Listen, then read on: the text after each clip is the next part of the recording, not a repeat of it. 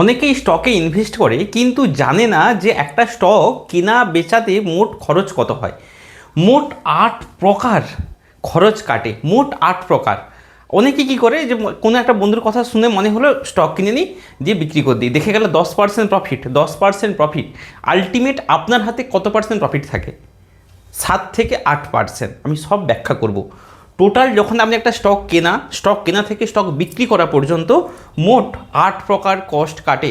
প্রত্যেকটা একটা একটা করে ব্যাখ্যা করছি। শুধু তাই নয়, শেষে একটা আমি উদাহরণ দেবো, ভিডিও শেষে একটা উদাহরণ দেবো।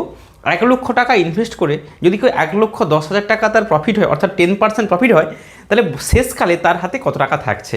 শুধু তাই নয়, প্রত্যেকটা ট্যাক্স কে কাটে, কাকে দেয়, কেন দেয়, কত পার্সেন্ট দেয়, সব কিছু দেখাবো। চলুন শুরু করছি। তাহলে স্টক বাই এবং সেল, স্টক বাই সেলের মোট খরচ কত? 8 প্রকার হয়েছে। চলুন একটা একটা দেখছি। সবার 1 নম্বর পয়েন্ট হচ্ছে ব্রোকেজ ট্যাক্স। ব্রোকেজ হচ্ছে মানে যার দ্বারা আপনি স্টক কেনাবেচা করেন। সাধারণত আমি জিরোধা দ্বারা স্টক কেনাবেচা করি। জিরোধাতে খরচ অনেকটা কম হয়।